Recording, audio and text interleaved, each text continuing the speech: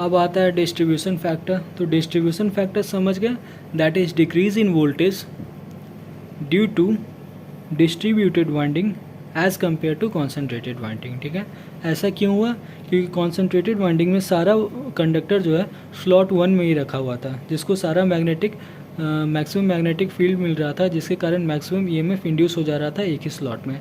यहाँ पे अलग अलग स्लॉट है, तो यहाँ पे E1 को तो देखो, E1 को मैक्सिमम फ्लक्स मिला तो मैक्सिमम ईएमएफ इंड्यूस हो गया स्लॉट 1 में, लेकिन E2 और E3 को कम फ्लक्स मिला है। ठीक है, तो यहाँ पे कम ईएमएफ इंड्यूस हुआ। ठीक है, अब A और A' का जो रिजल्टेंट टोटल ईएमएफ जो है वो कैसे मिलेगा? तो ये सब का फेजर सम करने से मिलेगा। ठीक ना, तो यहाँ देखो वोल्टेज जनरेटेड इन डिस्ट्रीब्यूटेड क्या होगा? Phasor sum. ठीक है, जबकि अगर यही कॉन्सेंट्रेटेड हम लोग यूज़ करते हैं तो सारा का सारा नंबर ऑफ टर्न्स यहाँ पे होता, तो यहाँ पे कितना होता है? E1 अब एक ही चीज़ है तो उसका जो मैग्नीट्यूड आएगा वही ना तुम्हारा यहाँ पे बन जाएगा, तो इसीलिए इसको बोले हैं अरिथमेटिक सम। ठीक है, मतलब ओनली मैग्नीट्यूड। क्यों? क्योंकि सारा वाइंडिंग तो बस एक ही स्लॉट पे रहता, एक ही स्लॉट पे रहता तो सिंपल ऐड कर देते, मतलब डिफरेंस तो है नहीं। ठीक ना, यहाँ पे देखो स्लॉट 1 और स्लॉट 2 के बीच में बीटा डिग्री का डिफरेंस आ रहा है, इसीलिए हमें फेज़र ऐड करना होगा। ठीक है, तो अब हम फेज़र ऐड करते हैं E1, E2 और E3 को। ठीक है, तो इसका जो फेज़र ऐड है ये हम लोग polygon diagonal that is EMF polygon से समझते हैं। ठीक है, EMF पॉलीगॉन में क्या था? E1 ऐसे था, E2 ऐसे था, E3 ऐसे था। ठीक है, ये फेज़र है दैट इज़ E3, ये फेज़र E2, ये फेज़र E1। ठीक है, ये कहाँ पे बना हुआ है? तो जो स्लॉट है यहाँ पे स्लॉट 1 था, यहाँ पे स्लॉट 2 था, यहाँ पे स्लॉट 3 है। ठीक है, अब यहाँ पे कैसे हम लोग करते हैं कि इसका ये तीनों वेक्टर का रिजल्टेंट क्या होगा? AD। ठीक है, अब AD को क्या किए? AD को AD का लाइन बाइसेक्ट किए। ठीक है, और 90 डिग्री डाल दिए सेंटर पे। ठीक है, तो ये 90 डिग्री बन गया, ये दोनों सेम हो गया। ठीक है, ये जो पूरा एंगल है AOD ये तो फेज स्प्रेड है। फेज स्प्रेड क्या था? 60 डिग्री, या फिर फेज स्प्रेड का फॉर्मूला क्या था? M beta.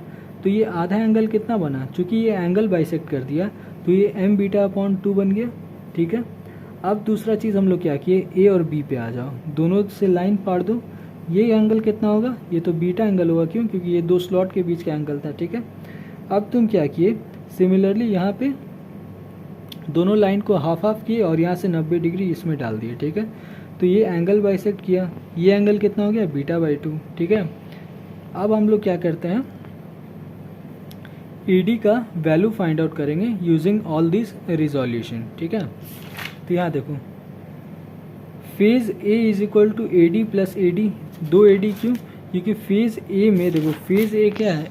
A और A' के बीच का ही वोल्टेज है ना, तो A तुम्हारा इतना हुआ, A' तुम्हारा इतना हुआ। जो चीज़ यहाँ पे की हो सेम चीज़ यहाँ पे भी होगा, और AD प्लस दिस AD ये मैग्नीट्यूड बन जाएगा। ठीक ना, अब देखो डायरेक्शन भले अलग है लेकिन मैग्नीट्यूड के लिए तो दोनों सम करना होगा ना, तो यहाँ पे 2 AD मिल गया। ठीक है, 2 AD that is 2 into AD। अब AD को कैसे लिख सकते हैं? 2 इंटू AM। AM क्या है?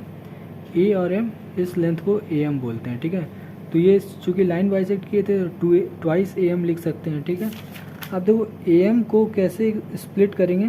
तो ये एंगल है M बीटा अपॉन 2। ठीक है, तो इसका अगर साइन थीटा ले लोगे तो ये चीज़ लिखाएगा AM इज इक्वल टू, हम लोग ये पुट कर सकते हैं। ठीक ना, तो ये चीज़ यहाँ पे पुट कर देने से क्या आएगा?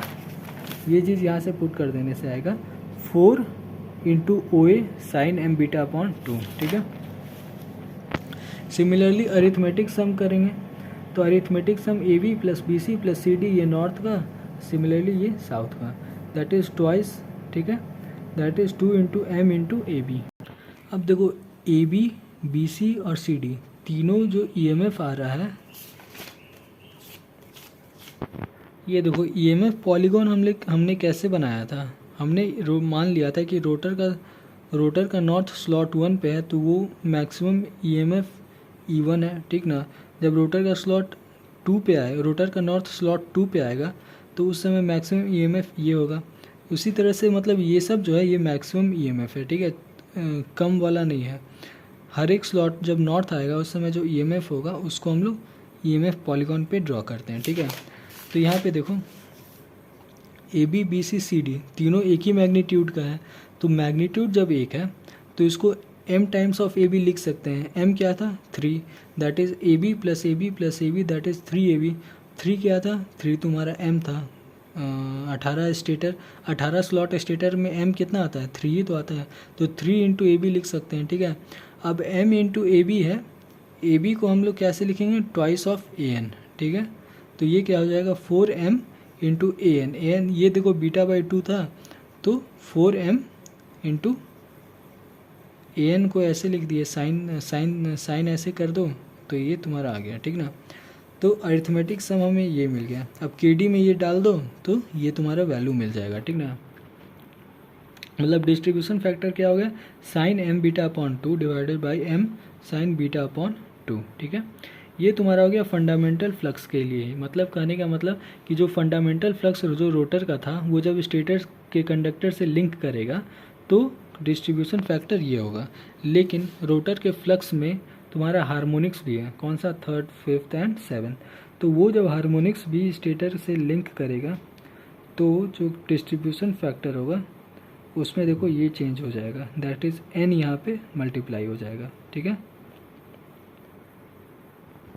तो ये हो गया distribution factor including fundamental and nth harmonics of rotor flux. ठीक है, अब ये क्या है कॉन्सेंट्रेटेड वाइंडिंग जब हम लोग यूज़ करते थे उस समय ईएमएफ पर फेज़ का फॉर्मूला ये होता था, जहाँ पे टीपीएच क्या है, टीपीएच है तुम्हारा that is turns per phase. मतलब ये तुम्हारा एक फेज़ का टर्न है। ठीक है, कहने का मतलब क्वेश्चन में जो दिया रहता है वो टोटल नंबर ऑफ टर्न्स दिया रहता है। ठीक है, और बताया रहता है कि ये 3 फेज़ मशीन है या फिर 2 फेज़ मशीन है। ठीक है, तो उसमें तुमको डिवाइड करना होगा। मान लो क्वेश्चन में दिया हुआ है कि 2 फेज़ मशीन है और 480 टर्न है, तो कहने का मतलब टर्न पर फेज़ क्या हो जाएगा 480 अपॉन 2। ठीक ना, तो ये क्वेश्चन में ध्यान रखना। ठीक है, उसी तरह जब डिस्ट्रीब्यूटेड वाइंडिंग यूज़ किए तब ईएमएफ के इक्वेशन में क्या चेंज हुआ, ये सब सेम रहा लेकिन के डी ऐड हो गया। ठीक ना, के डी मतलब डिस्ट्रीब्यूशन फैक्टर। ठीक है, फुल पिच वाइंडिंग के लिए। और अगर अगर हम लोग शॉर्ट पिच कर रहे हैं दैट इज़ केसी को भी इंक्लूड कर रहे हैं तो केसी भी मल्टीप्लाई हो जाएगा। यही चीज़ यहाँ पे बताया है सर। ठीक है, कि बिना डिस्ट्रीब्यूशन के फॉर्मूला ईएमएफ पर फेज़ का ये होता था, जब डिस्ट्रीब्यूशन वाइंडिंग कर दिए तो के डी मल्टीप्लाई हो गया, और जब शॉर्ट पिच भी कर दिए तो केसी भी मल्टीप्लाई हो गया। ठीक है, ये सारा फंडामेंटल फ्लक्स का ही है। ठीक ना, हार्मोनिक्स का इसमें नहीं है, अगर हार्मोनिक्स है तो उसको अलग से कैलकुलेट करेंगे। ठीक है, ये समरी है। ठीक है, इसमें सर ने क्या बताया कि अगर बीटा बहुत ही छोटा एंगल है, ठीक ना, बीटा बहुत ही छोटा एंगल है तो उस समय हम लोग फेज स्प्रेड भी यूज़ कर सकते हैं। ठीक है, तो एम बीटा को हम लोग फेज स्प्रेड लिखते हैं, तो sine sigma upon 2 divided by, ये देखो ये बीटा बहुत छोटा है तो साइन का बहुत छोटा वैल्यू होगा तो इसको पूरा इग्नोर कर दिया। ठीक है, इग्नोर करने से क्या हो गया, ये तुम्हारा एम और beta that is sigma by 2 आ गया। ठीक है, मतलब हमने साइन को हटा दिया, बीटा बाई 2 है। ठीक ना, बस साइन को हटाया, साइन वर्ड को हटाया। ठीक है, क्यों, क्योंकि बीटा बहुत ही छोटा है, बहुत छोटा से साइन में बहुत छोटा वैल्यू आएगा तो साइन को हटा दो, M beta by 2 that is sigma by 2। ठीक है, ये रेडियन पर सेकेंड में है। ठीक है, अब आता है फ्रैक्शनल शॉर्ट पिच वाइंडिंग। देखो अभी तक हम लोग जितना भी पढ़े थे ना, इस लेक्चर 4 में जितना भी पढ़ रहे हैं ये तुम्हारा integral short pitch winding continue है। ठीक ना, कहाँ गया लेक्चर 4 का स्टार्टिंग, हाँ ये देखो स्टेटर वाइंडिंग 2 तरह का था, शॉर्ट पिच लॉन्ग पिच, ये इंटीग्रल शॉर्ट पिच, उसके बाद फ्रैक्शनल शॉर्ट पिच। ठीक ना, तो अभी जितना भी पढ़े हैं सारा इंटीग्रल शॉर्ट पिच है। ठीक है, और अब जो है फ्रैक्शनल शॉर्ट पिच पढ़ने जा रहे हैं। ठीक है, डिफरेंस क्या होता है, डिफरेंस होता है तुम्हारा एम के वैल्यू में। एम के वैल्यू के मतलब क्या कि एक स्लॉट में अगर एक ही फेज़ का कंडक्टर है तो उसको इंटीग्रल बोलेंगे। ठीक है, लेकिन एक स्लॉट में मान लो 2 ठो फेज़ का वाइंडिंग को अगर हम वाउंड किए हुए हैं तो उसको बोलेंगे फ्रैक्शनल शॉर्ट पिच वाइंडिंग। ठीक है, इंटीग्रल शॉर्ट पिच में जब m का वैल्यू निकालोगे तो एक होल नंबर आएगा, ठीक है। फ्रैक्शनल शॉर्ट पिच वाइंडिंग में अगर m का वैल्यू निकालते हैं तो इसमें क्या आता है, एक फ्रैक्शन आता है, ठीक है। कहने का मतलब क्वेश्चन में जो वैल्यू दिया रहेगा उसमें m का वैल्यू निकालेंगे, अगर फ्रैक्शन आ रहा है तो इसका मतलब वो फ्रैक्शनल शॉर्ट पिच वाइंडिंग है, ठीक है। इसका सिग्निफिकेंस क्या है, सिग्निफिकेंस ये है कि फ्रैक्शनल में अलग फार्मूला लगेगा, ठीक है। ये सब जो इंटीग्रल का फॉर्मूला था फ्रैक्शनल में नहीं लगेगा, ठीक है। अब देखो फ्रैक्शनल में तुम्हारा m तो फ्रैक्शन में आएगा, ठीक है। तो m फ्रैक्शन में आएगा तो इसको क्या किया जाता है कि इसका HCF लिया जाता है और HCF को ऐसे लिखा जाता है, ठीक है। जो HCF आया है उसको तो कुछ नहीं, बस न्यूमरेटर से हमको मतलब होता है। जो न्यूमरेटर होता है उसको SK बोलते हैं और इसी न्यूमरेटर को KD में मल्टीप्लाई करते हैं। कैसे करते हैं तो देखो, KD में कहाँ मल्टीप्लाई किए, ये जो डिनोमिनेटर वाला पार्ट था यहाँ पे SK मल्टीप्लाई किए और साइन के डिनोमिनेटर में भी SK मल्टीप्लाई किए, समझे, ठीक है। मतलब जो फ्रैक्शनल शॉर्ट पिच वाइंडिंग में जो m का वैल्यू आया, ठीक है, HCF सेपरेट करने के बाद जो न्यूमरेटर आया उस न्यूमरेटर को यहाँ पे मल्टीप्लाई करना है और यहाँ पे, ठीक है। इससे हमें डिस्ट्रीब्यूशन फैक्टर मिल जाएगा। n क्या है, हार्मोनिक्स। फंडामेंटल का बोले तो ये फॉर्मूला, ठीक है। अब देखो कुछ phase spread, common phase spread sir ने लिखवाया है, ठीक है। फेज स्प्रेड होता क्या था, एक फेज का पहला कंडक्टर और एडजेसेंट फेज का पहला कंडक्टर दोनों के बीच का जो एंगुलर डिस्टेंस होगा उसी को फेज स्प्रेड बोलेंगे, ठीक है।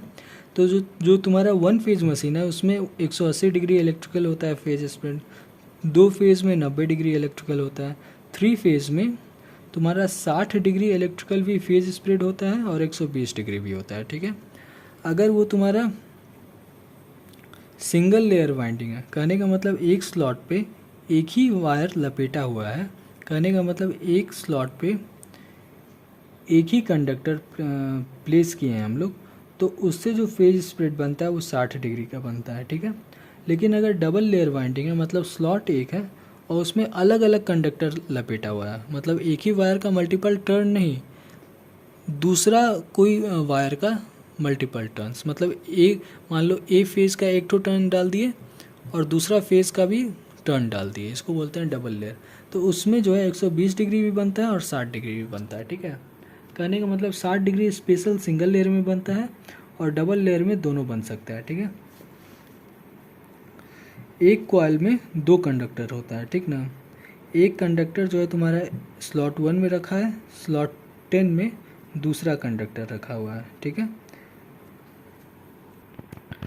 देखो दो डबल लेयर वाइंडिंग में क्या होता है, number of slots is equal to number of coil. कहने का मतलब क्या हुआ कि एक कॉइल के लिए एक ही स्लॉट अवेलेबल होता है, ठीक है। अब एक कॉइल में 2 ठो कंडक्टर होता है, ठीक है, कौन सा, ए और ए डैश, ठीक है। तो इसीलिए कह रहा है कि चूंकि एक स्लॉट के लिए, मतलब एक कॉइल के लिए एक ही स्लॉट है और एक कॉइल में 2 कंडक्टर होता है, तो दोनों कंडक्टर को एक ही स्लॉट पे हम लोग वाउंड कर देते हैं, ठीक है। इसको बोलते हैं डबल लेयर वाइंडिंग।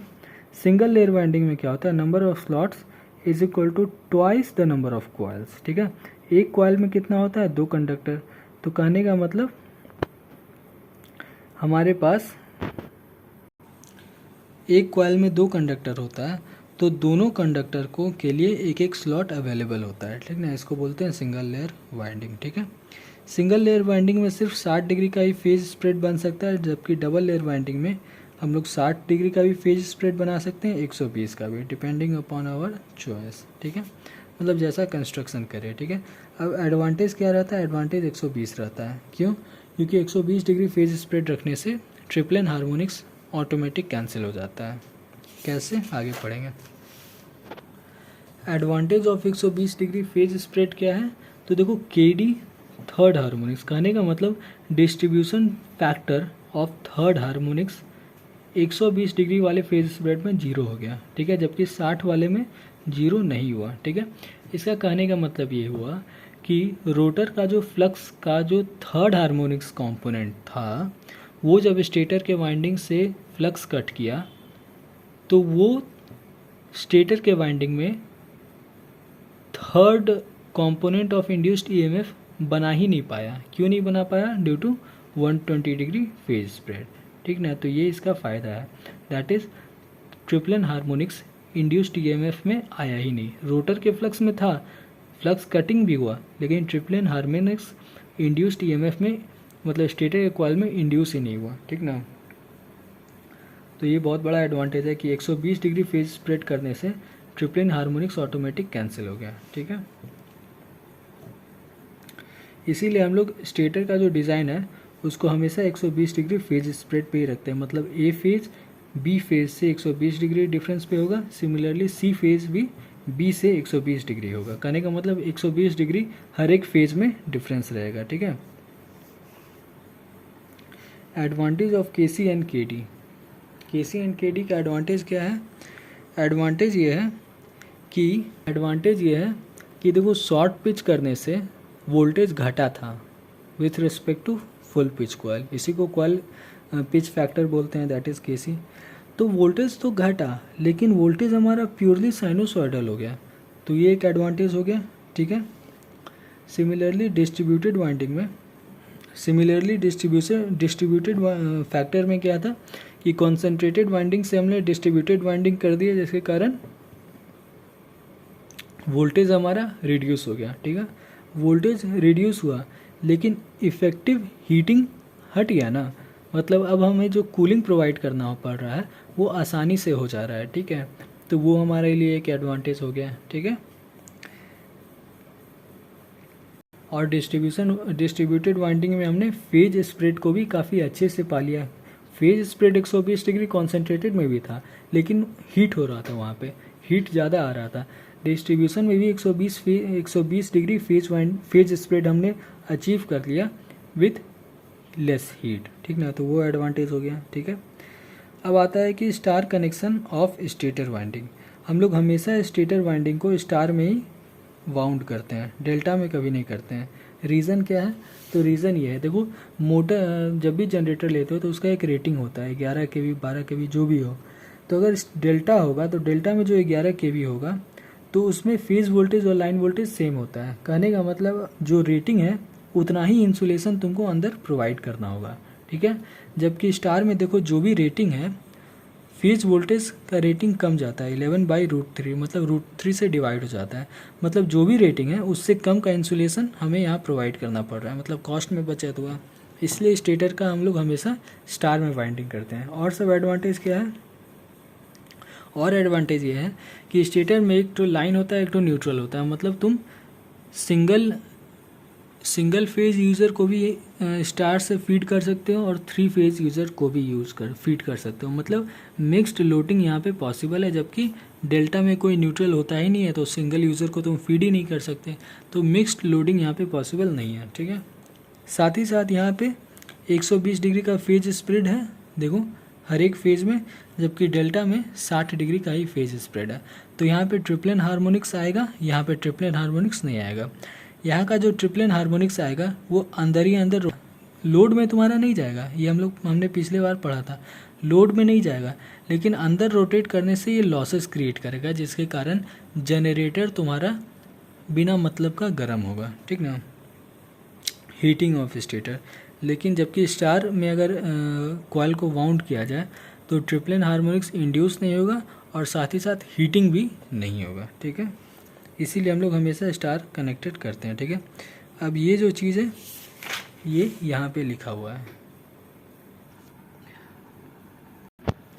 अब इसमें क्या है कि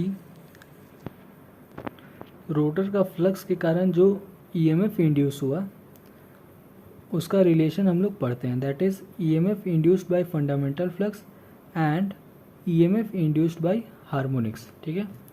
कहने का मतलब ये हुआ, स्पेस हार्मोनिक्स हमने पढ़ा था, ठीक है। स्पेस हार्मोनिक्स क्या था कि रोटर में जिस तरह से वाइंडिंग किया हुआ है उसमें मान लो वाइंडिंग में अगर कॉइल में एयर गैप आ गया या स्लॉटिंग हो गया, स्लॉटिंग मतलब अलग अलग स्लॉट्स पे वायर रखना है, ठीक है। सो स्लॉटिंग हो गया या फिर एयर गैप आ गया, अनयूनिफॉर्म एयर गैप हो गया या सैचुरेशन ऑफ कोर, ये क्या करता है स्पेस हार्मोनिक्स को जन्मा देता है, ठीक है। स्पेस हार्मोनिक्स के प्रोड्यूस हो जाने से क्या होता है कि रोटर का जो फ्लक्स है, ठीक है, रोटर का जो फ्लक्स है उसमें ये हार्मोनिक्स घुस जाता है, ठीक है। कौन सा हार्मोनिक्स? तो 3, 5 और 7, ठीक है। तो रोटर का फ्लक्स, जब फ्लक्स कटिंग करता है स्टेटर के कंडक्टर से, तो उसी टाइम पे रोटर का फ्लक्स क्या हो गया? Fundamental component. उसी टाइम पे थर्ड हार्मोनिक्स भी कट करता है, सेवेंथ भी करता है, फिफ्थ भी करता है, ठीक है। तो वही हम लोग तो रोटर का जो फ्लक्स है, वो जब फ्लक्स कटिंग किया तो ईएमएफ इंड्यूस किया, उसको फंडामेंटल ईएमएफ बोलेंगे। जो थर्ड हार्मोनिक्स का जो फ्लक्स था, वो जब स्टेटर से फ्लक्स कटिंग किया तो वो जो ईएमएफ इंड्यूस किया उसको बोलेंगे third EMF. Similarly fifth EMF and seventh EMF, ठीक है। तो वही हम लोग इसमें स्टडी करेंगे कि फंडामेंटल ईएमएफ और तुम्हारा फंडामेंटल ईएमएफ और हार्मोनिक्स ईएमएफ में क्या रिलेशन हमें मिल रहा है, ठीक है। इंड्यूस्ड ईएमएफ का, रोटर के फ्लक्स का नहीं, इंड्यूस्ड ईएमएफ का, ठीक है। वही चीज़ इसमें लिखा हुआ है। तो ये देखो, ये स्टेटर का कंस्ट्रक्शन है जिसमें ये रोटर है और ये तुम्हारा स्टेटर है, ठीक है। एक ही कंडक्टर, मतलब एक ही स्लॉट अभी हमने शो किया है, डिस्ट्रीब्यूटेड वाइंडिंग है, ठीक है। इसमें ये क्या है? ये बेसिकली एरिया को बता रहा है, मतलब नॉर्थ का इन्फ्लुएंस इतना एरिया में है, ठीक है। तो यहाँ पे जो भी स्लॉट्स होगा उसमें करंट इंड्यूस होगा, ठीक है। ये डायमीटर हो गया स्टेटर का, लेंथ ऑफ स्टेटर, ठीक है। एक्चुअल में वायर ऐसे बाउंड होता है, ठीक है, तो इसीलिए ये लेंथ हो गया। रोटर का फ्लक्स देखो, ये तुम्हारा फ्लक्स है जिसको B1 साइन ओमेगा टी से डिनोट किया है, ठीक है। B1 क्या है? फंडामेंटल फ्लक्स, ठीक है। और ये तुम्हारा ट्रिपल हार्मोनिक्स, ठीक है। ट्रिपल हार्मोनिक्स को B3 साइन ओमेगा टी से रिप्रेजेंट किया है, ठीक है।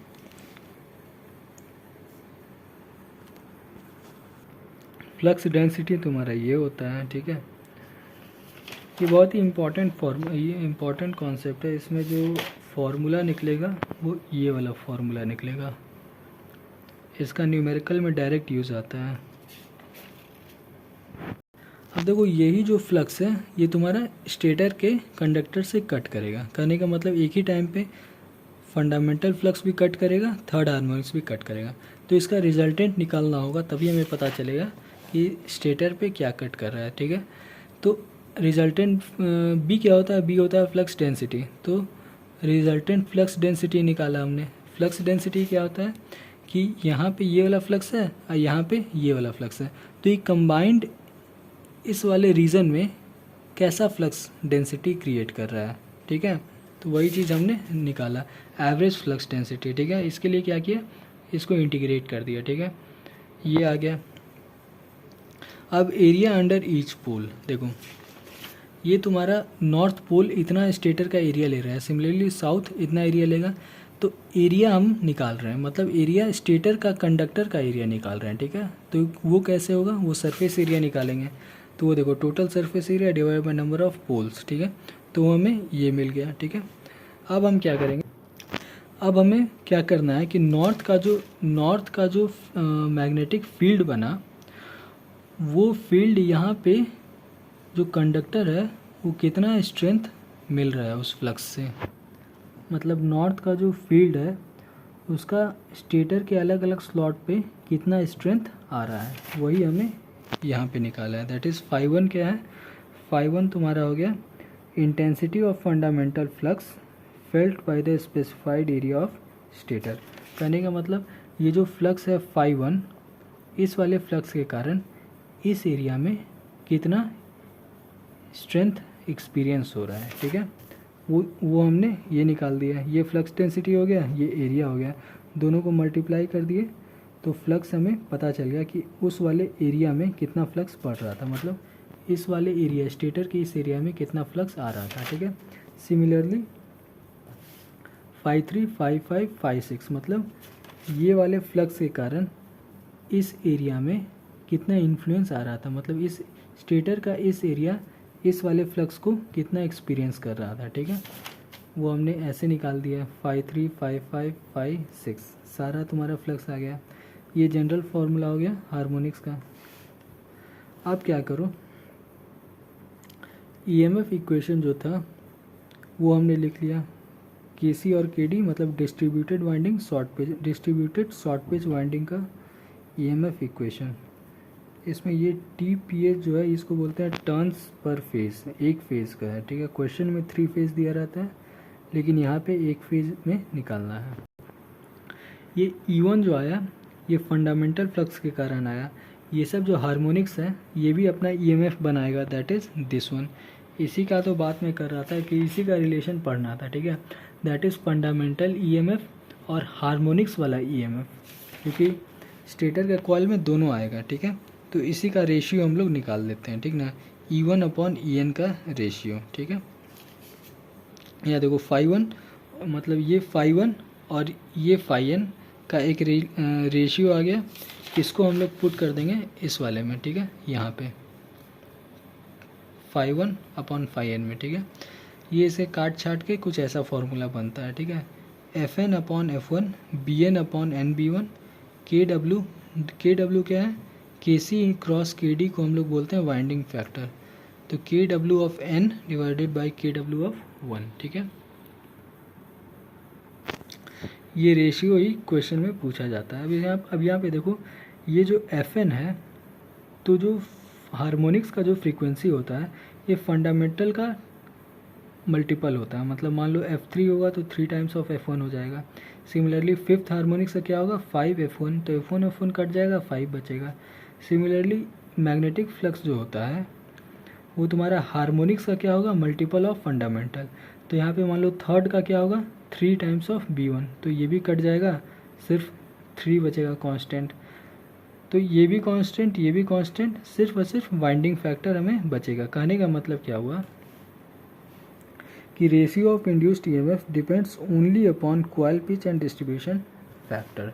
कहने का मतलब ये हुआ कि Kc और Kd को किसी तरह से हम कंट्रोल कर लें तो हमारा जो EMF इंड्यूस होगा वो प्योरली साइनोसॉइडल हो जाएगा स्टेटर के कंडक्टर में, ठीक है।